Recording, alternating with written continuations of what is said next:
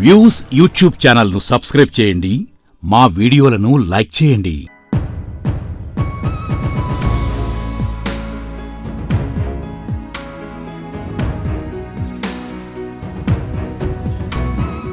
నమస్కారం. వ్యూస్ ఛానల్కి స్వాగతం. ఇంతవరకు మేము చేసిన వైజయంతి మాటామంతిలో చాలామందితో సెలబ్రిటీస్ పిల్లలతో అవనివ్వండి రకరకాల వాళ్ళతోటి ఇంటర్వ్యూలు చేశాం. ఈ రోజున ఇంటర్వ్యూలా కాకుండా మాట్లాడటం అంటే పాడ్కాస్ట్ లాంటిది అనుకోవచ్చు. జూపాక సుభద్ర గారితోటి ఇది సంభాషణలాగే ఉంటుంది. ఏ వ్యక్తి అయినా వాళ్ళు అనుభవించిన కష్టాలు బాధలు అనుభవించిన వాళ్ళకే తెలుస్తాయి. సుఖం ఎలాగైతే వాళ్ళకే తెలుస్తుందో సుఖం ఆనందంలాగే కష్టాలు బాధలు కూడా వాళ్ళకే తెలుస్తాయి. జూపాక సుభద్ర గారి కెరీర్ ఎట్లా సాగిందో అసలు ఆవిడతోటి కాసేపు మాట్లాడదాం. నమస్తే అండి. నమస్తే అండి. మీ గురించి చదివినప్పుడు కానీ చూసినప్పుడు కానీ మీరు ఎక్కువగా దళితుల మీద పనిచేస్తున్నారు. అసలు అలా మీరు దళితుల మీద ఎక్కువగా కాన్సన్ట్రేట్ చేయడానికి కారణం అంటే మనం మాట్లాడుకుందాం, నేనేం క్వశ్చన్ చేయను, ఒక డిస్కషన్ లాగా చేద్దాం మనం. అదే కారణం అంటే నేను అక్కడి నుంచే వచ్చిన, దళితుల్లోంచి వచ్చిన బర్త్ అక్కడి నుంచి వచ్చిన. బేసికల్లీ నేను మాది వరంగల్ దగ్గర దామరంచపల్లి. సో మా ఫాదర్ రైతు.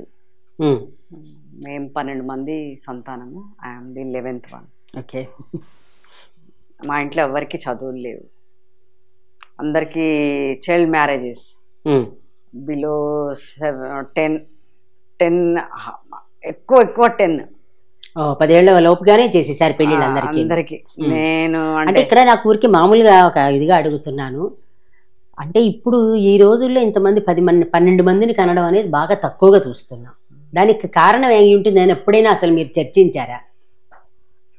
అంటే మీరు మేము ఇంచుమించు ఒక జనరేషన్ వాళ్ళు, ఇక్కడికి వచ్చేసరికి నెంబర్ తగ్గిపోయింది. మన ముందర వాళ్ళు అయితే 10 మంది 12 మంది అట్లా ఉండేది. మన దగ్గరికి వచ్చేసరికి 4, 5, 6 మాక్సిమం 6 దగ్గర ఆగేది. అది ఎప్పుడైనా చర్చించారా అసలు మీరు ఇంట్లో? అంటే అప్పుడు వర్క్ ఫోర్స్ ఉండేది. తర్వాత ఈ ఎక్కువ అంటే కలరా, తర్వాత డయేరియా, మశూచి ఇవి వచ్చి చచ్చిపోయేవాళ్ళు పిల్లలు. ఓకే. అయితే వర్క్ ఫోర్స్ కూడా ఉండాలి. అంటే పిల్లలు ఎందుకంటే రేపు మేము బాగాలేకుంటే చూస్తారని ఒక ఇదంటే, ఇంకొకటి ఏంటంటే వర్క్ ఫోర్స్ ఇంట్లో మంది ఉండాలి, కలకల్లాడుతూ ఉండాలి, ఏమంటే బయట పనిచేసేటట్టు ఉండాలి. వర్క్ ఫోర్స్ కోసం కనేవాళ్ళు. వర్క్ ఫోర్స్ కోసం కనేవాళ్ళు. ఇంకొకటి ఒక్క బిడ్డ కాదు, ఒక్క మెతుకు కాదు అని కాన్సెప్ట్. అట్లా పిల్లల్ని సంతాన లక్ష్మికి చాలా గౌరవము ఆ కాలంలో. సంతానం కనాలి. సంతానం లేని వాళ్ళు ఇంకా వాళ్ళు పనికిరాని దాంపత్యం, పనికిరాని ముఖ్యంగా ఆడవాళ్ళు. సో వర్క్ ఫోర్స్ కోసం ఒకటి అయితే, ఈ బిడ్డ చచ్చిపోతుంటారు కదా, ఈ బిడ్డ బతుకుతాడో చివరి వరకు బతకడో మేమున్నంత వరకు. 10 మందిని కంటే 4 పోయినా 3 పోయినా ఒక ఆలోచనలో ఉండేవారు. అట్లా ఉండేదండి. కానీ తర్వాత గవర్నమెంట్ కూడా 2 లేదా 3 అని మన చిన్నప్పుడు ఎక్కడ పడితే అక్కడ 2 లేక 3 వరకు చేసేవారు మన చిన్నప్పుడు. ఒక ఇది కూడా గీసి పెట్టేవాళ్ళు పోలీస్ అంటే మామూలు రైల్వే స్టేషన్ హోర్డింగ్స్ వచ్చేవి, హోర్డింగ్స్ అన్నీ వచ్చేవి. సో అట్లా 2 లేక 3 అనేది ఆ తర్వాత అంటే స్వతంత్రం వచ్చిన తర్వాత 60s 70s నుంచి అది మొదలైంది.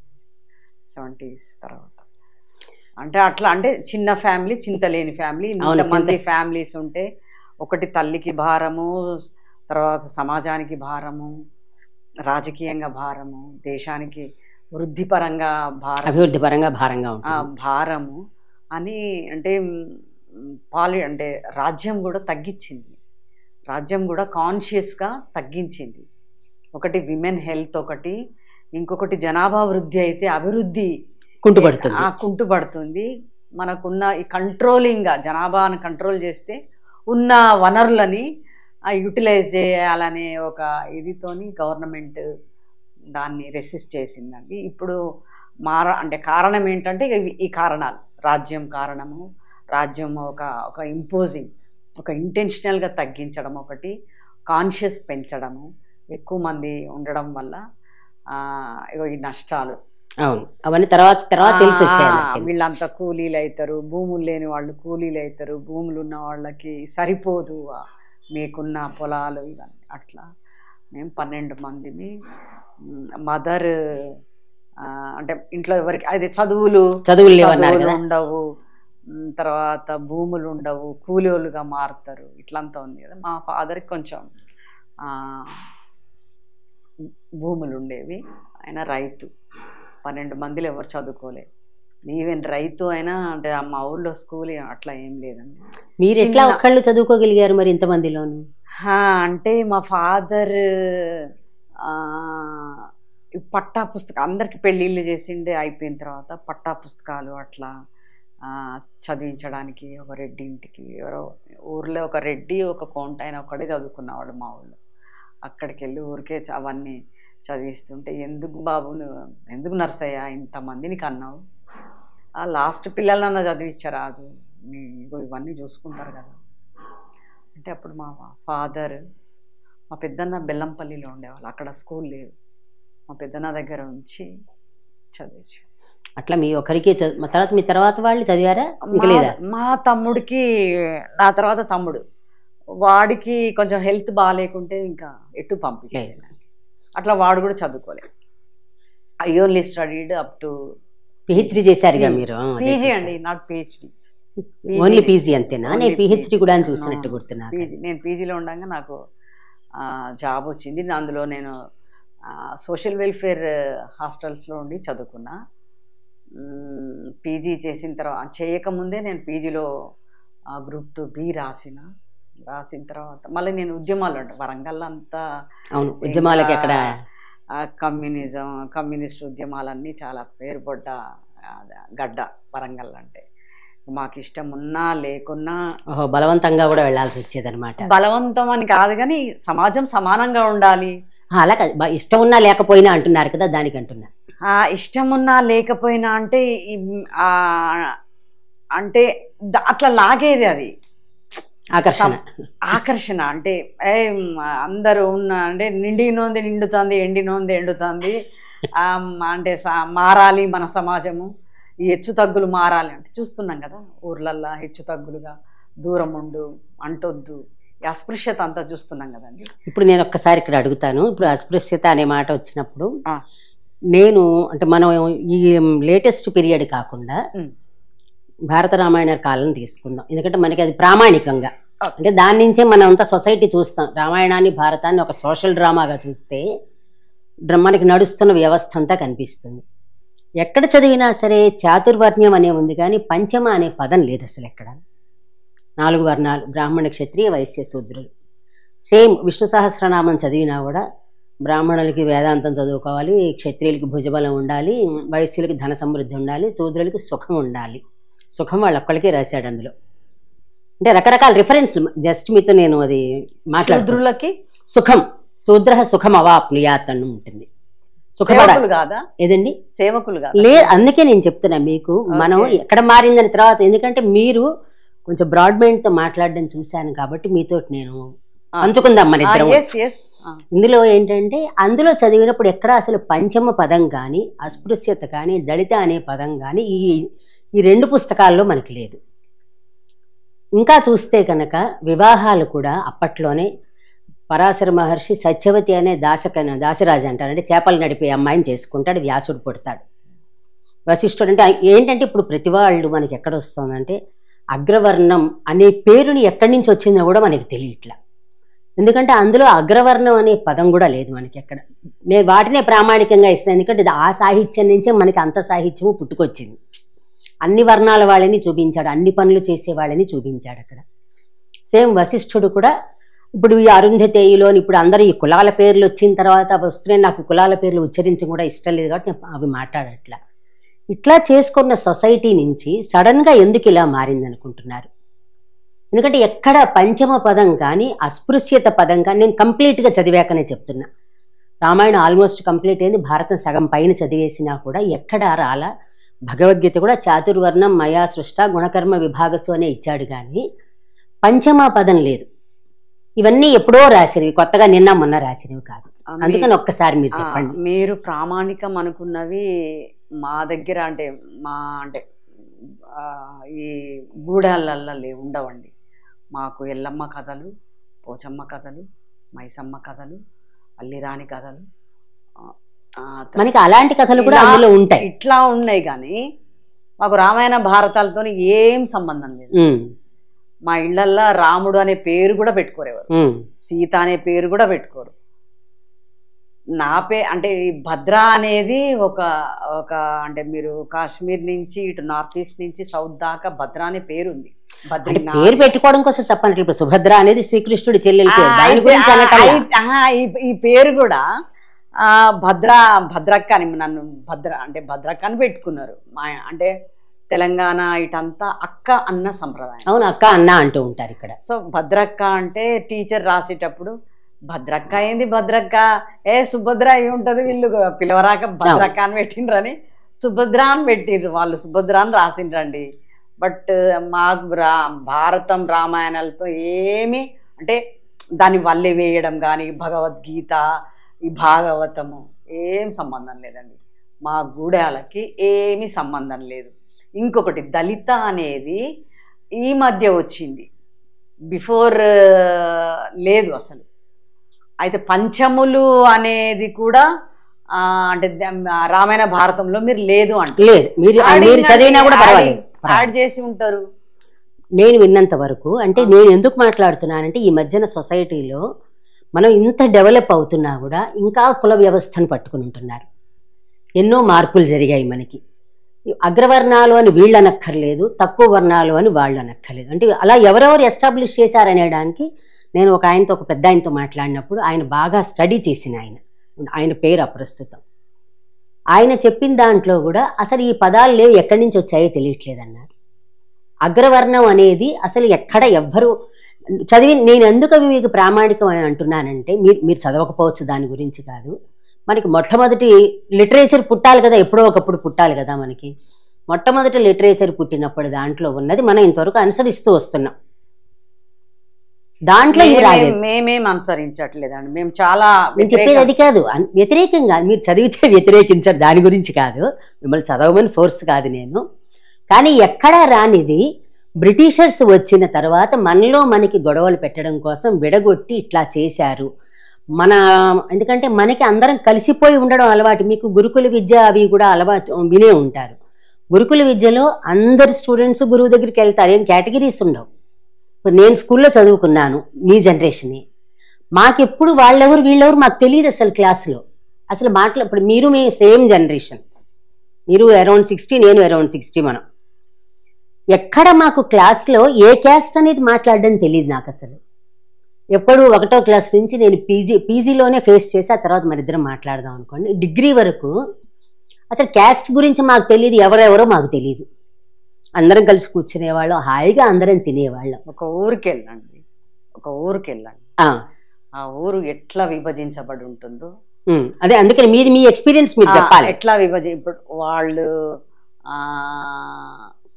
కాపులు, ఇంకా బీసీలు అంటే గౌడ, కళ్ళు గీసేవాళ్ళు, కుమ్మరోళ్ళు, వాళ్ళు ఆ తర్వాత చాకలోళ్ళు, ఆ తర్వాత లాస్ట్కు మాల లేదా మాదిగ వీళ్ళు ఉంటారు. ఈ సెగ్రిగేషన్ ఏంటి కదా, ఎట్లా అంటే మాకు తెలియదు అంటే తెలియకున్నా ఆ లైఫ్ అట్లనే లీడ్ అవుతుంది కదా. అదే అందుకే ఇప్పుడు నేనేమంటున్నానంటే నేను చూడలేదు కాబట్టి నాకు తెలియదు, మీరు చూశారు కాబట్టి మీరు చెప్తారు. అది నేను అట్లనే ఉన్నాయి. ఎందుకు ఊర్లన్నీ ఇట్లనే అగ్రహారము అంటే మా ఊర్లో లేవు అగ్రహారం, మా ఊర్లో గుడి కూడా లేదు. అగ్రహారాలు ఎందుకు సపరేట్ ఉన్నాయి, ఎందుకు కలిసిపోలేదు? సాహిత్యాలు ఎవరి పేరు మీద రాసిన ఉన్నాయి? నన్నయ్య నుంచి అంటున్నారు కదా, బిఫోర్ దట్ అసలు లేవు అంటున్నారు కదా. లేదని లేదండి అవి సాహిత్యాలు. సాహిత్యం ఎందుకని చెప్పారంటే అంటే మాకు సాహిత్య చరిత్ర అంటే ఎవరు చేశారు దానికే చెప్తున్నా. మనకి సాహిత్య చరిత్ర రాసిన వాళ్ళలో ఏం చెప్తారంటే భాషని పరిష్కరించిన తర్వాత వచ్చినది మొట్టమొదటి. అంతకుముందు నన్నయ్య పరిష్కరించాడు అనేది అక్కడి నుంచి వచ్చింది. అంతకు ముందరికి మనకి శాసనాల్లో చూసిన భాషకి కొంచెం కన్ఫ్యూజన్ ఉంటుంది. దాన్ని ఛానలైజ్ చేయడం అంటాం కదా. ఇప్పుడు మనం కూడా సామాను ఇలా పడేసేస్తే దాన్ని మనం ఎక్కడికక్కడ తీస్తూ ఉంటాం. అట్లాగా దాన్ని చేశాడు. అన్నయ్య తెలుగుని తెలుగు అంటారా మీరు? అన్నయ్య తెలుగు అచ్చమైన తెలుగు అది. ఎట్లా అది చదివితే అర్థమవుతుందా? ఎందుకు అర్థం కాదండి? మీకు అర్థమవుతుంది అంటే అలా కాదు, జానపదం వేరు, మామూలు వాళ్ళకి అర్థం కాదు. మామూలు అది వేరు. ఒక్కొక్కళ్ళ దాని తెలుగు అంటే మామూలు తెలుగు మాట్లాడే వాళ్ళకి ఏం అర్థం కాదండి. సాంస్క్రిటైజేషన్ ఎక్కువ జరిగింది. అది సంస్కృతం నుంచి మొట్టమొదటి పుట్టుకొచ్చింది కాబట్టి అదే ఎక్కువ ఉంటుంది. తిక్కన దగ్గరికి వచ్చేసరికి అచ్చ తెలుగు పదాలు కొంచెం చేంజ్ అయ్యింది. దాన్ని అంటే భారత్ అసలు లోకల్ గా జరిగే ఇష్యూస్ రాయలేదు దాంట్లో.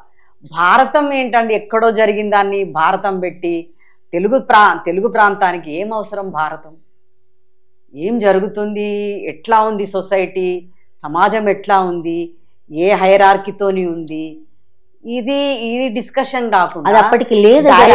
భారతం అసలు భారతంతో మనకేం సంబంధం అండి? సంబంధం కాదు ఏమీ. మన సమాజానికి ఏం సంబంధం చెప్పండి? మనకు కావాల్సిన రిఫరెన్స్లు ఉంటాయి అందులో, సంబంధం కాదు, కథతో సంబంధం. ఇప్పుడు నిత్యం మీరు తెల్లారు లేచిన దగ్గర నుంచి 2 పొలిటికల్ పార్టీలు కొట్టుకుంటున్నాయి, అందులోని 2 పొలిటికల్ పార్టీలే వాళ్ళిద్దరును. మన రామాయణాన్ని అందుకనే సోషల్ డ్రామాగా జనరల్ గా జానపదం లాగా చూడండి, భాష పక్కన పెట్టండి. ఏ జానపదం? జానపదాలంటే చదువుకోని అగ్రహారం ఉంది, చదువు లేని గూడాలు కూడా ఉన్నాయి. ప్రామాణికంగా తీసుకుంటున్నారు. దేనికి ప్రామాణికం? జనరల్లోకి వద్దాం మనం, మామూలుగా డౌన్ కి తీసుకొద్దాం కథని. కథగానే నేను అనేది ఏది బాగా చదువుకున్న వాళ్ళు అర్థం చేసుకోవడం, మీరు అన్నట్టుగా చదువుకోని వాళ్ళు అర్థం చేసుకోవడం, దానికి కాదు. మీరు మీ గూడెం గురించి చెప్పినా, మీ ఎల్లమ్మలు అయితే అంటే మీరు ఇలా మైసమ్మ ఇట్లా అని చెప్పినా, ఈ రిఫరెన్స్లన్నీ మనకు అందులో కనిపిస్తాయి. దేంట్లో? భారతంలో మీరు ఏది వెతికినా మీకు కనిపిస్తుంది. ఆ రిఫరెన్స్ అంటే ఇవి తీసుకుని దాంట్లో పెట్టుకున్నారేమో. అంటే ఎందుకంటే జనబాహుల్యం, ఎవరైతే ఈ సమాజానికి తమ చెమటను అందిస్తున్నారో వాళ్ళది ప్రామాణికంగా తీసుకోవాలండి. అందుకంటే ప్రతి ఎవరైతే శ్రమ చేస్తేనే బతుకుతున్నదో సమాజము, వాళ్ళని ప్రాతిపదిక తీసుకోవాలని మా ఆర్గ్యుమెంట్. కరెక్ట్, అది మీరు చెప్పిన దాని ప్రకారంగా. ఇప్పుడు ఎందుకంటే లేచి భారత రామాయణాలు చదువుకుంటే ఫుడ్ రాదండి. ఎవరు కష్టపడాలి పొలంలో, ఎవరు తిండి గింజలు పండించాలి, ఎవరు నీళ్లు పట్టుకొని తాగడానికి ఎవరు కుండలు చేయాలి, ఎవరు మీకు ఇదంతా ఈ చాకిరి అంతా ఎవరు చేస్తున్నారు? అదిగో వాళ్ళు చేస్తున్నారు. వాళ్ళ నుంచి, వాళ్ళ ఫిలాసఫీ నుంచి, వాళ్ళ చెమట నుంచి, వాళ్ళ శ్రమ నుంచి, వాళ్ళ తాత్వికత నుంచి ఈ లిటరేచర్ చూడాలని ఇప్పుడు వస్తున్నా.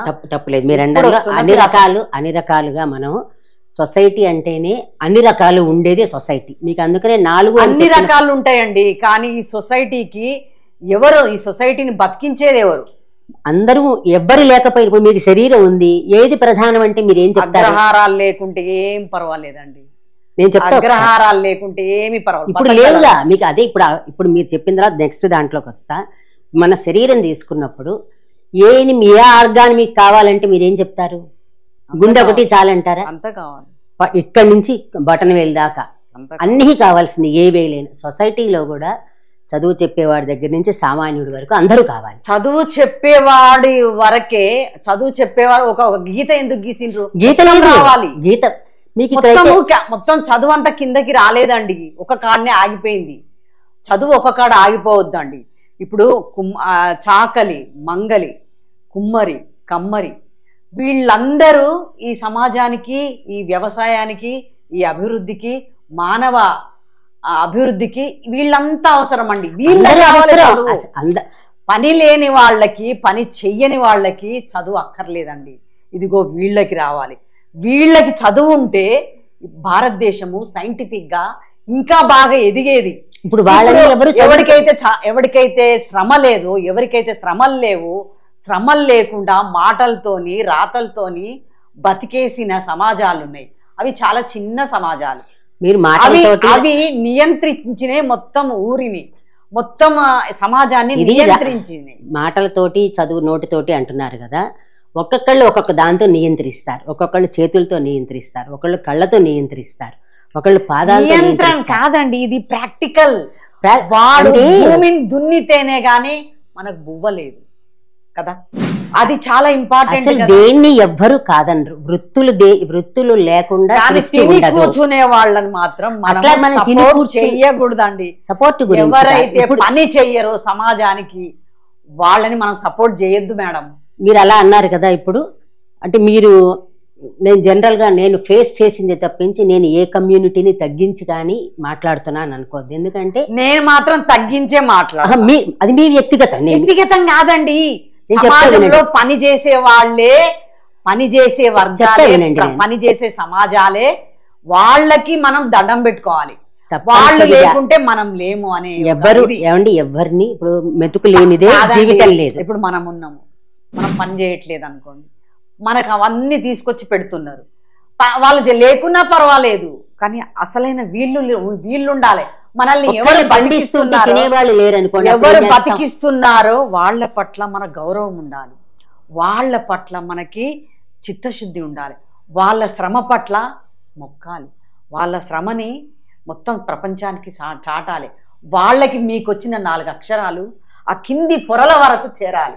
నేను అదే ఉంది అని చెప్తున్నది మీకు. అదే భారతంలో అది చూపించిన తర్వాత నేను భారతం రిఫరెన్స్ ఇవ్వడానికి అదేదో భాష గురించి అని ఏమంటే ఎప్పుడు కాలానుగుణంగా భాష మారుతూ ఉంటుంది. గిడుగు రామూర్తి గారు వచ్చే వరకు కొంచెం భాష మనకి గ్రాంధికంగా ఉండేది అనేవారు, అంటే మాట్లాడుకోవడం కూడా చాలా ఇదిగా ఉండేది. ఆ భాషతో కాదు అని చెప్తాం. ఏమండి ప్రపంచం ఒక్కళ్ళతోటి కాదు కదా ఉండేది. అప్పకవి ఆ కాలంలోనే దయ్యం పియ్యండుకుంటేంది, డక్కల్ది పాశం అండుకుంటేంది. ఈ కులాలు ఈ ఆఖరి కులాలు ఎవరైతే శూద్ర కులాలు అన్నాడు ఆయన, శూద్ర కులాలు సృజించిన సాహిత్యము కుక్క ముట్టిన కుండ అన్నాడు. ఎప్పుడు అప్పకవి ఆ కాలంలో. అంటే సాహిత్యానికి, ఒక అక్షరాలకి, ఒక వేదనకి అన్ని రకరకాల సాహిత్యాలు. అయితే ఈ గీతలు ఉన్నాయి చూడండి, అది మాలాంటి వాళ్ళు ఎంత హట్ అవుతారు.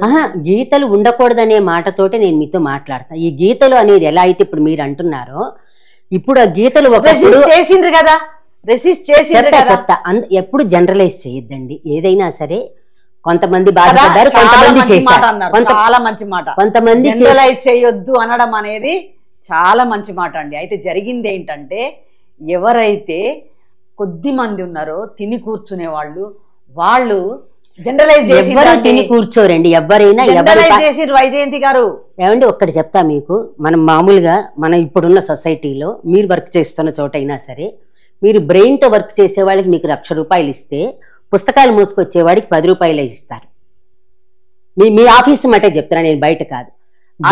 అది కూడా మేము వ్యతిరేకం కాదు. అది బ్రెయిన్ కి ఉన్నంత బ్రెయిన్ మాత్రమే చెప్తున్నాను నేను. అది అందరికీ ఉండదు మనకి. ఎవరైనా ఇది ఇర్రెస్పెక్టివ్ ఆఫ్ క్యాస్ట్ నేను చెప్తాను.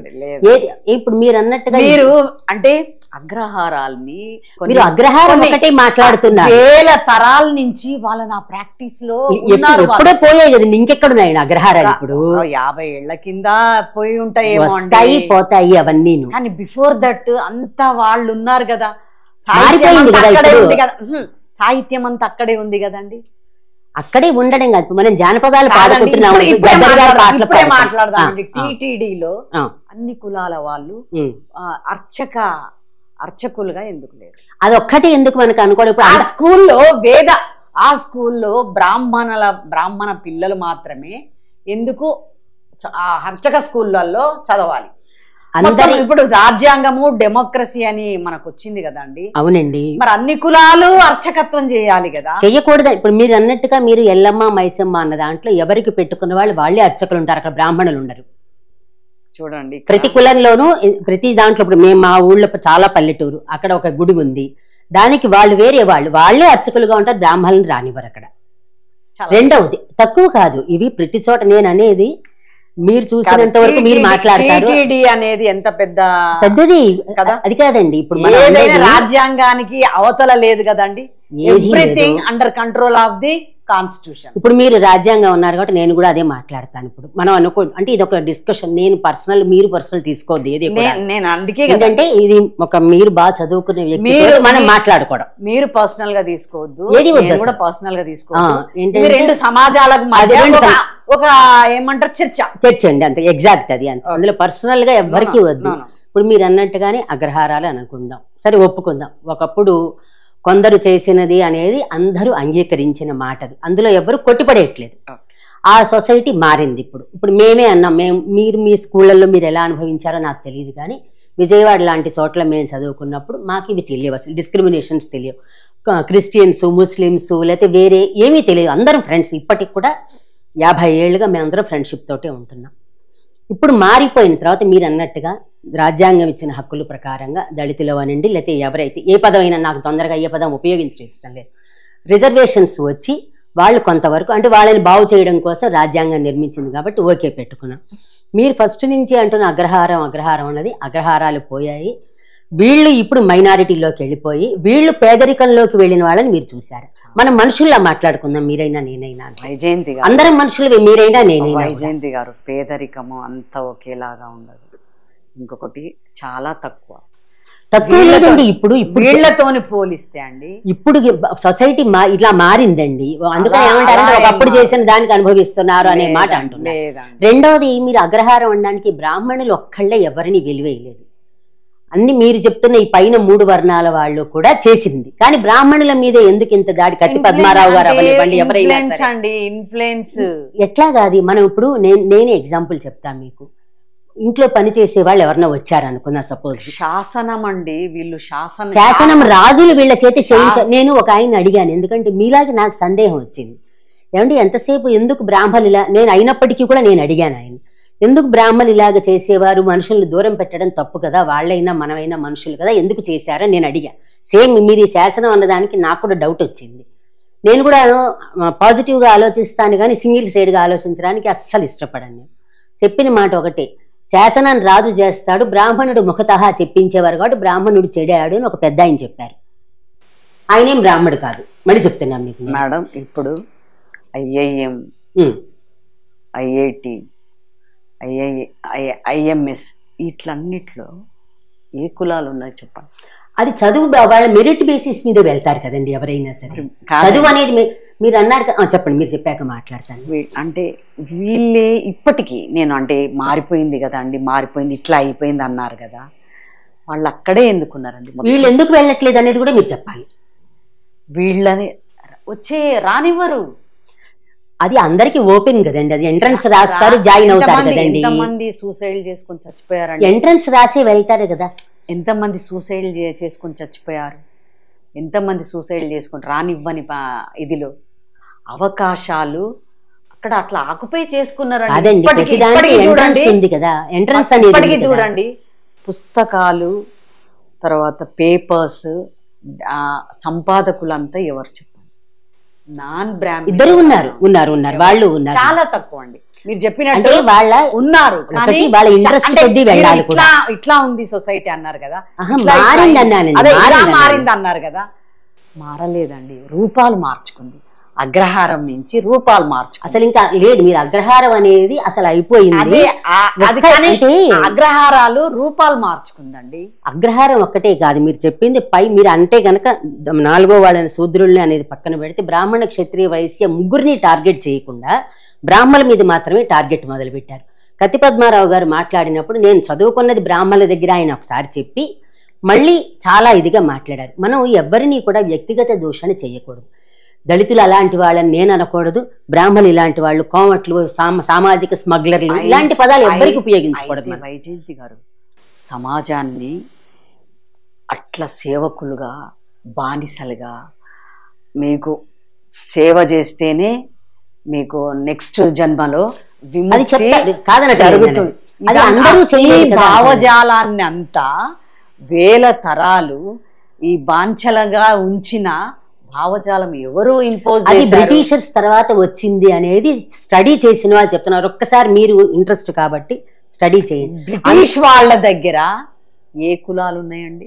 వాళ్ళ దగ్గర లేవు. మన వ్యవస్థను పాడు చేశారు వాళ్ళు. బ్రిటిష్ వాళ్ళ దగ్గర బ్రిటిష్ వాళ్ళు ఎవరిని తీసుకున్నారండి? మొత్తం వీళ్ళే అండి. కాశ్మీర్ నుంచి కన్యాకుమారి దాకా మొత్తం బ్రాహ్మలు వాళ్ళ దగ్గర చేరిండ్రండి. బ్రాహ్మలతోనే వాళ్ళు వాళ్ళ అంటే రాజ్యాన్ని ఆపరేట్ చేసుకున్నారు. బ్రాహ్మలే వాళ్ళకి అందిండ్రండి, కింద వాళ్ళు అందలేదు. నేను మీరు చెప్పే చివరి కాదు, కేవలం అందరూ కూడా ఇప్పుడు బ్రాహ్మిన్స్ మీద టార్గెట్ మొదలు పెట్టడానికి ఒక 100 మంది ఉన్నారనుకుందామండి. మన ఊళ్ళోనో ఎక్కడో చోట 100 మంది ఉన్నాం అనుకుందాం. ఓ 10 మందో 20 మందో ఇలాంటి భావజాలంతో తప్పు చేశారు అనుకుందాం మనం. మీరు చూడలేదు, నేను చూడలేదు, మీరు చదివితే నేను విన్నదే. చరిత్రలు ఉన్నాయి, చరిత్ర ఎంతవరకు నిజమో మీకు తెలియదు, నాకు తెలియదు. ఎగ్జాంపుల్ ఒక శూద్రుడు రాజు అంటే రెడ్డి గాని వెలమ గాని ఇట్లా శూద్రుడు రాజు కావడానికి ఒక పెద్ద బంగారు ఏమంటారు దాన్ని గోలెం లాంటి హుండీలు ఆయన అది ఇస్తేనే ఆ మంత్రజలం అందులో కూర్చొని మంత్రజలం చల్లితేనే ఆయన క్షత్రియుడుగా ప్రమోట్ చేసేవాళ్ళు. వీళ్ళు ఎవరు ప్రమోట్ చేసేవాళ్ళు? వీళ్ళే చేసేవాళ్ళు. అక్కడ క్షత్రియుడు అంటే బ్రాహ్మడైనా క్షత్రియుడైనా శూద్రుణ్ణి క్షత్రియుడు చేసే ఇన్ఫ్లుయెన్స్ ఎవరికి ఉంది? లేకుంటే వాడు రాజు కాదు, నువ్వు క్షత్రియుడు కావు కనుక నీకు రాజ్యం లేదు. శివాజీ అండి, శివాజీ రాజ్యం అంటే పట్టాభిషేకం జరిగేటప్పుడు ఒక్క బ్రాహ్మడు రాలే, ఒక్క అది కాదని వేరే వాళ్ళు దాని చరిత్ర అంతా రాశారు. చదివాను. కాశ్మీర్ నుంచి ఒక భట్టును తీసుకొచ్చి ఆయన కూడా ముట్టుకోవడానికి లేదని కాలితోని బొట్టు పెట్టిండు.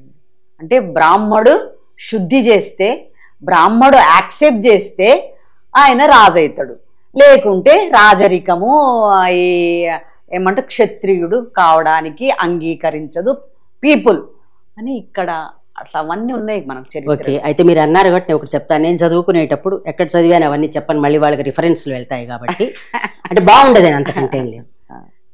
సరే, రిజర్వేషన్లు ఒక మనిషిని పైకి తీసుకురావడం కోసం రిజర్వేషన్లు ఏర్పాటు చేశారనుకున్నాం. ఓకే, మాకు ఒక సబ్జెక్ట్ చెప్పడానికి ఒకళ్ళు వచ్చారు, ఆడమగ కూడా చెప్పను మళ్ళీ, ఎందుకంటే తెలిసిపోతుంది వాళ్ళకి నేను మాట్లాడడం వల్ల. ఒక క్లాస్లో నాతో కూర్చున్న పిల్లాడు డౌట్స్ అడిగితే ఆన్సర్ చేయలేదు. పిల్లలు అందరం కలిసి మేము ఆ వ్యక్తిని తప్పించి ఇంకో వ్యక్తిని తెచ్చుకోవాల్సి వచ్చింది. ఎందుకని? మాకు చదువు చెప్పడం కోసం.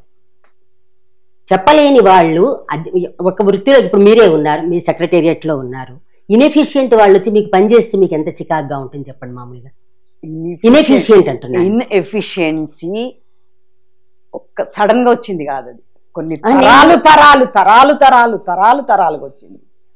డిఎన్ఏ తరాలుగా వచ్చిందండి. అది ఒక వర్ణం గురించి అనట్లా, ఇన్ఎఫిషియెంట్ ఎవడైనా సరే ఎవరికైనా ఉంటది డిఎన్ఏ. ఆ ఏన్షియంట్ పీరియడ్ లో ఉన్న డిఎన్ఏలు అంతా క్యారీ అవుతాయి కదండి. అంటే ఒక చెట్టుకి అన్ని కాయలు అన్ని కొమ్మలు ఒకేలా ఉండకూడదు, పుచ్చుపడుతుంది కదా. అసలు ఈ 4 వర్ణాలు కాకుండా దళిత అనేది 5వది ఎలా పుట్టుకొచ్చిందని మీరు అడుగుతున్నారు. అదే అండి, అది ఏంటి ఈ వరల్డ్ బ్యాంక్ క్రియేషన్ అండి. అది ఈ మధ్య వచ్చింది. బిఫోర్ అంబేద్కర్ టైంలో కూడా దళిత అనే పదం లేదు, అది రీసెంట్ గా వచ్చింది. అనేది దళిత పదం గురించి కాదు, చాతురు అసలు అంటరాని వాళ్ళు అస్పృశ్యులు అనేది లేని సొసైటీ నుంచి ఎందుకు ఇలా పుట్టుకొచ్చింది? ఆ ప్రాక్టీస్ ఉంది కదండి.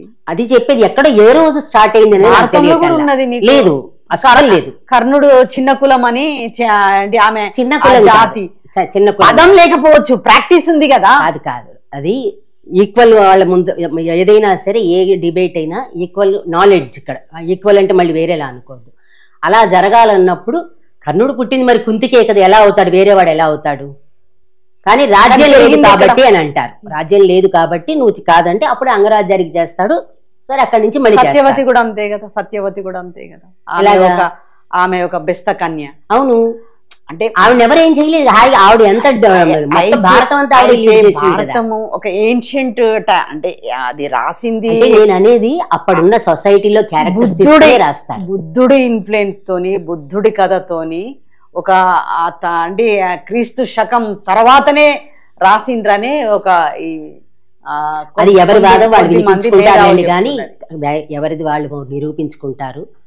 మనం పర్ఫెక్ట్ గా జెన్యున్ గా మనం అంటే ఏ వైపు మనం ఫేస్ పెట్టకుండా, అంటే ఒకవైపు మొగ్గుతూ చూస్తే ఒకలా కనిపిస్తుంది, మనం న్యూట్రల్ గా ఆలోచిస్తే ఒకలా కనిపిస్తుంది. న్యూట్రల్ గా అనేది ఉండదు. ఏ వస్తువు గారు ఏ అంశం గాని, చరిత్ర గాని, అది సాహిత్యం గాని న్యూట్రాలిటీ అనేది ఉండదండి. అంటే మీరు వచ్చిన సమాజాన్ని బట్టి దాన్ని జెన్యూన్ చేయడము, ప్యాసిఫై చేయడము అనేది ఉంటుంది, కానీ అంటే న్యూట్రాలిటీ అనేది ఉండదు. అంటే ఎవరైతే బాగా అంటే రకరకాల అనేక దోపిళ్ళకి, ఇటు తిండి లేక, ఆకలి చేద్దామంటే పని లేక, ఇట్లాంటి జాతులు కొన్ని వేల తరాలు సప్రెస్, అంటే వాళ్ళకేమీ అందనీయకుండా, నీళ్లు కూడా కనీసం వాళ్ళకు హాయిగా నీళ్ళ ఫెసిలిటీ కూడా అనేది ఆ రోజులు అయిపోయాయి. ఇప్పుడు అయిపోయిన తర్వాత మనం హాయిగా ఇప్పుడు జరిగిన మాట వాస్తవం. ఇప్పుడు వెళ్ళండి, ఇప్పుడు కూడా అట్లనే ఉన్నాయండి. ఇప్పుడు ఉంటే ఇంకా కర్మ మనం ఏం చేయలేం. ఇప్పటికి ఎవరి కర్మ? చేసేవాళ్ళ కర్మ అంటున్నాను నేను. ఎవరు చేస్తే వాళ్ళు ఎవరు చేసినా తప్పంట. మానవత్వంతో మనుషుల్లా ఉండాలని అంటారు. ఎవరు చేసినా తప్పే మేడం. మానవత్వాలు లేకనే ఇవన్నీ జరిగినాయండి. కొద్దిమంది అంటే అనేక పీడిత కులాలే అండి.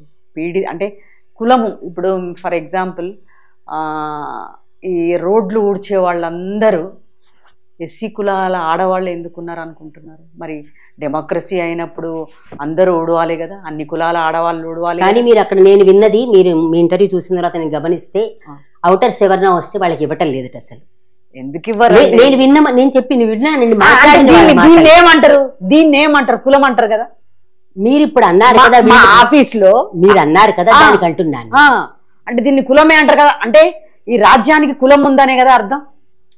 కులాలు తీసుకొచ్చిన మహానుభావులను అడగాలి, ఎవరు తీసుకొచ్చారో మనకి. ఎవరు తీసుకొచ్చారండి? ఎవరైతే ఆధిపత్యంలో ఉన్నారో, ఎవరైతే కంట్రోల్, వనరులు ఎవరి చేతిలో, తర్వాత వైజయంతి గారు, వనరులు ఎవరి చేతిలో కంట్రోల్డ్ ఉన్నారో వాడు చక్రం తిప్పిండండి. ఈ ఆడవాళ్ళు తిప్పలేదు. కేవలం ఆధిపత్య అగ్రహార స్త్రీ స్వాతంత్రం అర్హత అని ఒక శూద్రులు అన్నారా అండి? శూద్రులు అన్నారా? అన్నది ఆయన అన్నారా? అది మనము చెప్పింది. మాకు అనొస్తుందా అండి? మాకు నా స్త్రీ స్వాతంత్రం అర్హత అని ఒక్క నిమిషం నేను చెప్తాను వినండి. మనం ఏమండి ఏ రోజు ఉండే భాష ఆ రోజు మీరు తెలంగాణ యాస మాట్లాడతారు, నాకు రాదు, ఎందుకంటే నా భాష కాదు అది. కర్నూలు ఎడతాం, వాళ్ళ భాష వాళ్ళది. నెల్లూరు ఎడతాం, ఎవరి భాష వాళ్ళది. ఎవరి భాషని మనం తక్కువ చేయకూడదు, కించపరచద్దు. ఆ రోజుల్లో సంస్కృతమే ఉంది. అది సంస్కృతము ఈ కులాలు మాట్లాడినట్టు ఎక్కడా లేదండి. మాట్లాడాం కదా, వాళ్ళదంతా ప్రాకృతం అండి. అందులోనే వాళ్ళు పెట్టారు ప్రాకృతం, ఈజీగా ఉంటుంది ప్రాకృతం మాట్లాడండి. బౌద్ధం వచ్చిన తర్వాతనే రామాయణ మహాభారతాలు రాసింది. అది కాదులేండి, అదే మనం అంగీకరించక్కర్లేదు. కానీ మనం భారతీయులమై ఉండి బౌద్ధాన్ని అసలు అంగీకరించక్కర్లేదు. ఎందుకు? అసలు బౌద్ధము ఈ భారతదేశ ముఖ చిత్రాన్ని మనుషుల్ని దూరం చేసింది, మనుషుల నుంచి మనుషుల్ని దూరం చేసింది. లేదండి, మీరు బాగా చదువు సమానత్వాలు ప్రతిపాదించిన మతాల్లో వాళ్ళు పాటించారు. వాళ్ళు పాటించారా? పాటించిండ్రండి. నేను మీకు ఎందుకు చెప్పాను భారతం ఎగ్జాంపుల్, మీరు అగ్రహారాలు అంటున్నారు కాబట్టి అక్కడ చూడండి. గణరాజ్యం చేసుకున్నది ఎలా, వాళ్ళు ఎవరెవరిని చేసుకున్నారు. సత్యవతి ఆవిడ క్వీన్ అయిన ఆవిడ నడిపింది మొత్తం వంశాన్ని అంతటిని.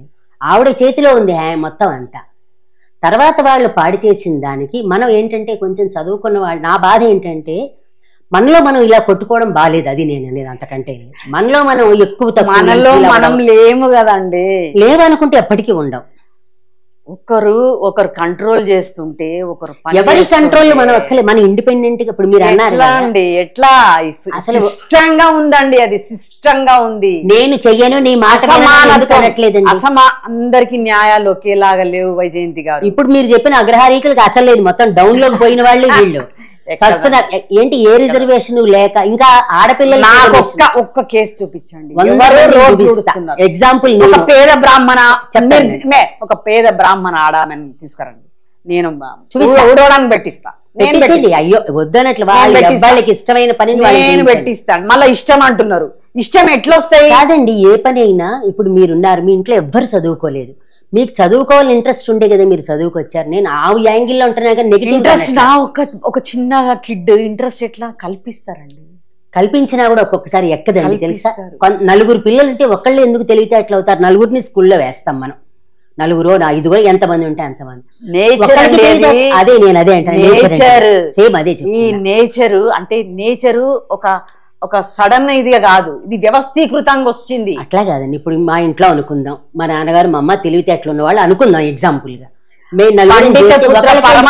అని ఎందుకు వచ్చింది? అందరూ ఉండరుగా, అలాగా ఉండరు కదా, ఎక్కడ అందరూ ఉండరు. అదే నేను కూడా అదే అంటున్నా, ఎక్కడ అంతా ఒకేలాగా ఉండదండి. భిన్నత్వాలు ఉండడమే నేచర్.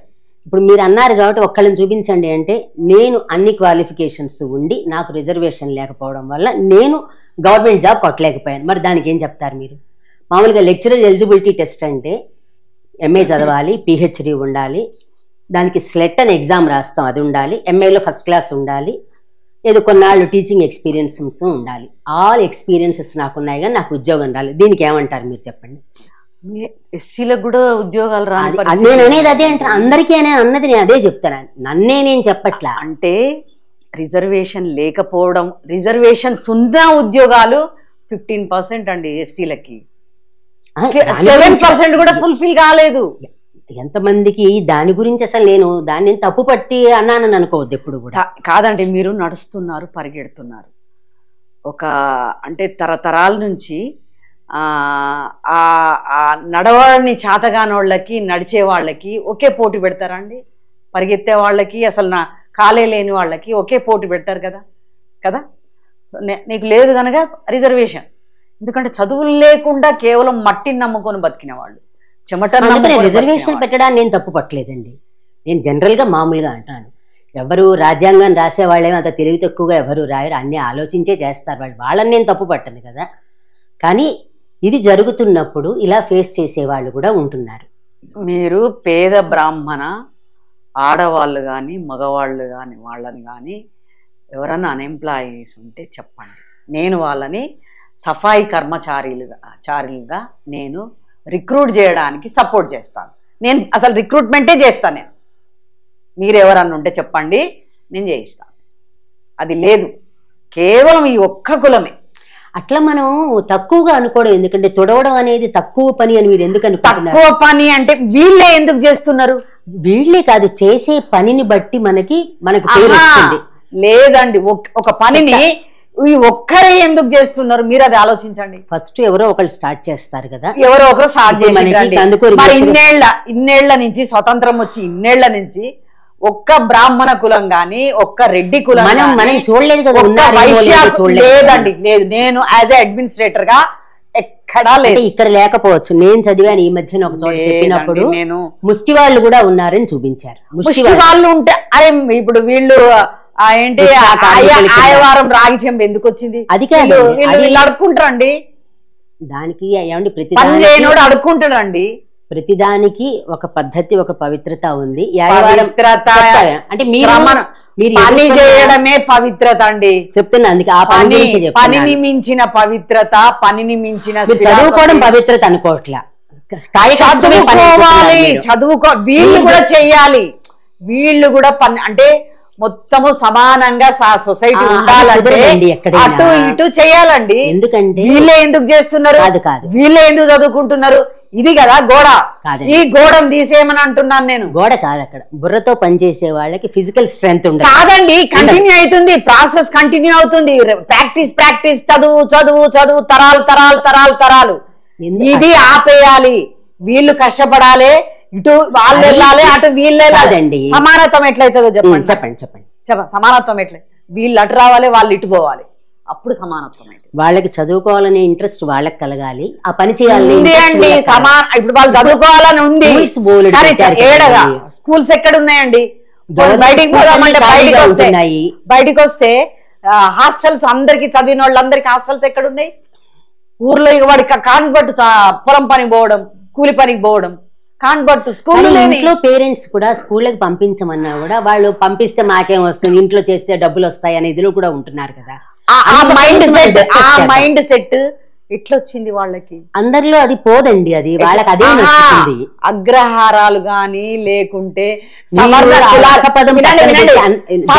కులాలకి ఈ తాటు మీరు చెప్పిన మంచి మాట చదువుకోవాలి అనేది వీళ్ళకే ఎందుకు వస్తుంది, వీళ్ళకెందుకు రావట్లేదు అనేది మీరు క్లారిఫై చేయండి.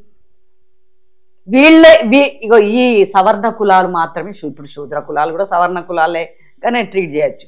ఈ వీళ్ళు మాత్రమే మాటని పక్కన పెట్టి, నేను ఎవరి మైండ్ సెట్ ప్రకారం ఇప్పుడు ఒకళ్ళు ఉన్నారు, న్యూటన్, ఐన్స్టీన్ ఇలాంటి పేర్లు ఎగ్జాంపుల్ చెప్తాను మీకు, ఎందుకంటే బ్రిటిష్ నచ్చుతున్నారు కాబట్టి వాళ్ళనే చెప్తాను మీకు. నేనేమి నచ్చట్లేదండి, వాళ్ళు ఉన్నారు, నేను నచ్చట్లేదు.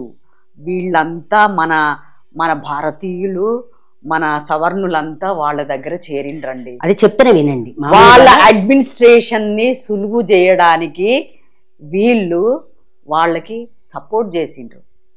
మీరు చూడండి జాతీయోద్యమంలో వాళ్ళు ఒక్కళ్ళే మీరు ఎందుకు అనుకున్నారు? ఎంతమంది వెన్నుపోటు పొడిచిన వాళ్ళు ఉన్నారు. ఒక్క మీరు అగ్రహారం అగ్రహారం అని బ్రాహ్మణ ద్వేషంతో అంటున్నారు, కానీ ద్వేషం ఏం లేదు. అదే ఎక్కువ. ఎందుకంటే నా ఫ్రెండ్స్ అంతా వాళ్ళే వైజయంతి గారు. నేను అదేంట మనం హాయిగా ఉన్నప్పుడు నేను అనేది. అయితే మీ పర్సనల్ వాళ్ళు కూడా మాట్లాడతారు ఇట్లనే, మనలాగానే వాళ్ళు కూడా ఆర్గ్యూ చేస్తారు. మా ఫ్రెండ్స్ ఒక ఎగ్జాంపుల్ చెప్తా అండి. అంటే ఫ్రెండ్షిప్ చదువుకునేటప్పుడు ఎవరికి కులాలు ఇవేమి ఉండవు కదా. మీరు చెప్పింది చూడండి, స్టార్టింగ్ లో చాలా హాయిగా బాగానే ఉంటది. కులాలు లేకుంటే ఎంత హాయిగా ఉంటాం. కానీ అంటే ఉన్నాయి, వీళ్ళు ఇంకొకరిని ఎందుకు చేసుకోవట్లేదు?